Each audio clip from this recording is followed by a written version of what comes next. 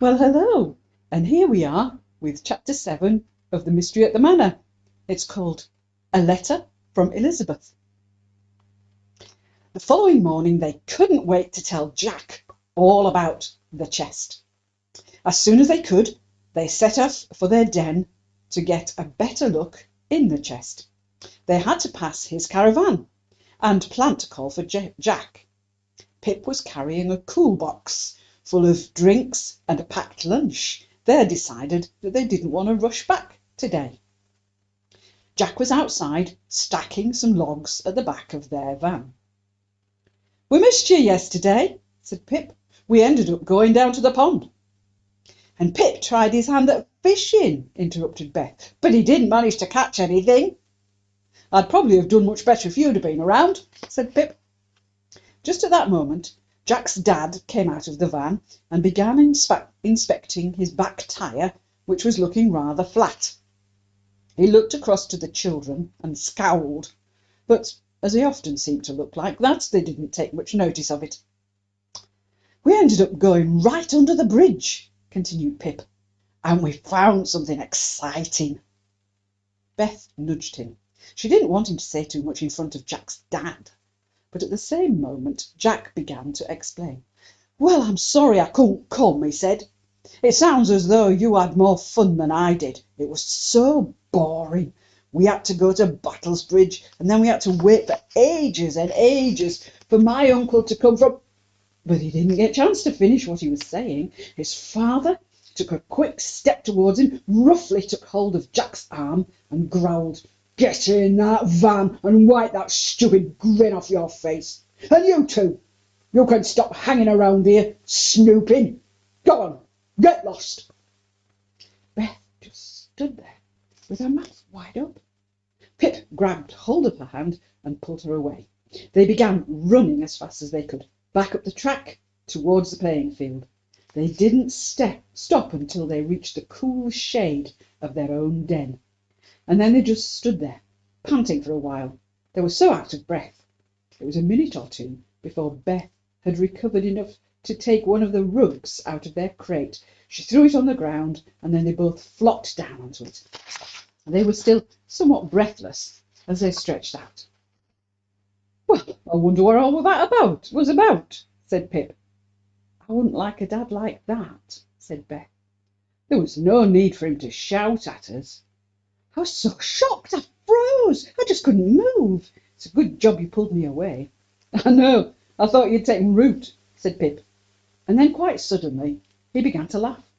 He thought of her growing roots through her sandals, and he couldn't help himself. Soon she was joining in too, though she didn't know why, but the laughter seemed to break the tension they'd been feeling. After a while they began to settle down. Now that they were away from the danger, they felt a lot braver. "I was just going to punch him one too," said Pip. "He shouldn't have got nasty with us. We hadn't done anything." "No, we hadn't, but whatever were you laughing at?" asked Beth. And when he told her that he'd been imagining her growing roots through her sandals, they couldn't work out why they'd laughed so much. "Well, all that laughing's made me thirsty," Beth said. "Let's get a couple of cans out of the cold box.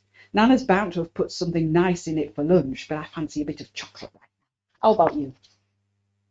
They settled down to their elevensers, and then at last it seemed the right time to get out the chest. "Well now," said Pip, "it's time to have a proper look at our find." They moved into the sunlight just beside their den, and Pip pulled over a rug that they'd been sitting on. Beth unwrapped the chest, which she had rolled up into a blanket last night, before placing it in the crate.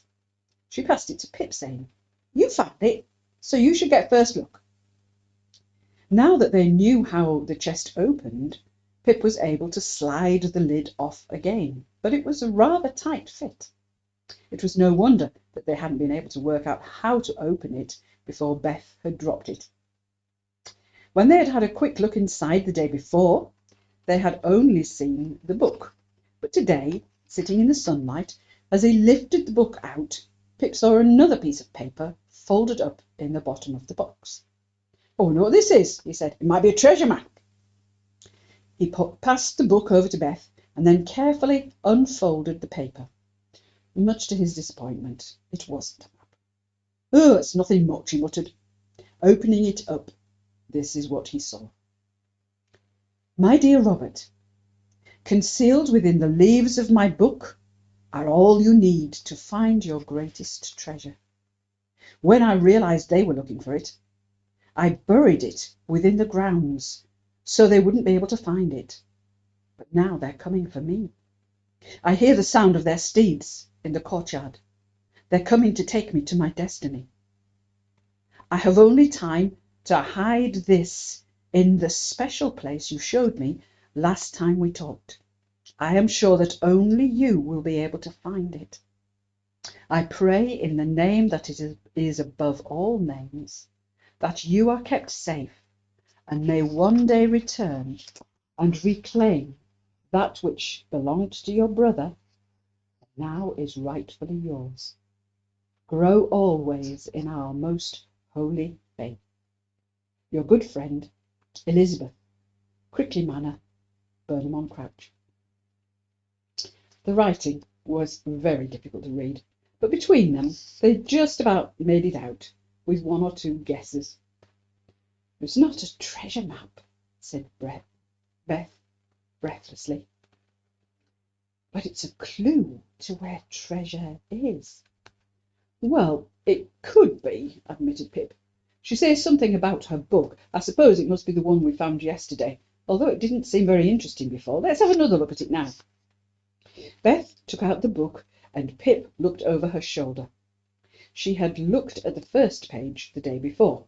Apart from the lovely square that illustrated the letter E for Elizabeth, there didn't seem to be anything else of interest, so she turned to the next page. There was nothing on the left-hand page, but there was on the other. It was headed January, and was followed by lots of lines of black handwriting that was difficult to read. "Oh dear," said Beth. "I can't really read this very well. Let's see what the other pages are like before we try to read it properly." "OK," said Pip, who didn't want to admit that he was struggling to read it too.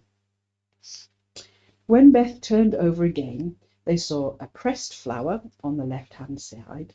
Then there was a painting of a deer opposite, and underneath that the page was covered with the small handwriting that they both found difficult to read. They soon gave up trying, and Beth simply turned the pages of the book, looking at the pictures. In most cases there was a pressed flower on the left-hand side, and a small painting and some writing on the other. Pip soon got bored. There was certainly no treasure map or anything remotely interesting. He eventually wandered over to take out his bow and arrows once again. They enjoyed their picnic lunch and spent the afternoon between the playing field and the den. In the end it was time to be heading back for supper. As usual, Pip was in a hurry, but Beth soon had the book back inside the chest and tucked it safely away in the old crate in their den. Then in no time she caught up with Pip. They were almost back at their van when Jack came running up. "Hi, you two," he called. "What have you been up to then?" he asked, making no reference to the fact that they had seen him earlier. "Oh, you know," answered Pip, "just this and that. We were telling you about that chest we found yesterday. Well, today we found out that it might be really valuable." "What chest?" asked Jack. "Well," said Beth, "it's a small carved wooden chest about so big." She demonstrated with her hands. Pip laughed. "You're as good as a fisherman when it comes to size," he said. "It's much smaller than that, and it's covered with leaves and acorns, all deeply carved into the wood. It has a special secret way of opening it that's really rather clever." "Wow," said Jack, suddenly seeming to listen properly to what they were saying. "And where did you say you found it? On the playing field?" "No, it was in a tunnel under the bridge by the fishing pond," he said. "In a tunnel?" said Jack, obviously surprised. "Do you mean you found the secret tunnel that I was telling you about?" "Well, I don't know about that," said Pip. "I thought that was supposed to be in the house, and this was just a hollow passage under the bridge." Beth was about to explain further when they heard Nana calling them.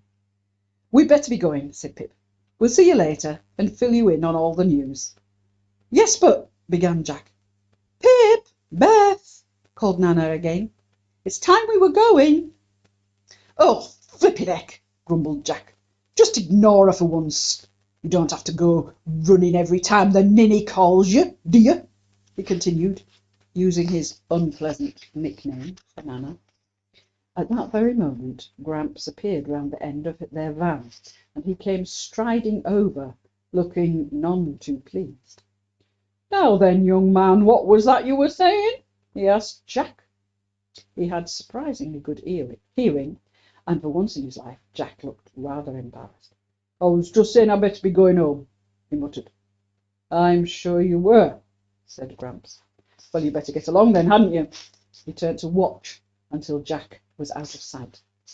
"That young man has some not very nice vocabulary at times. I do hope you don't pick up his habits," said Gramps to no one in particular. "Come along, you two. We'll not keep your Nana waiting any longer." And the way he said Nana left them no doubt that he had heard just what Jack had called her. "Oh, Gramps," said Nana, running up and tucking her arm through his. "I'm sure Jack didn't mean anything by it." Gramps looked down at her and shook his head. Then he smiled. "I'll bet I can guess what he calls me, too," he said, leading the way back. "But we won't be letting your Nana know, though, will we?"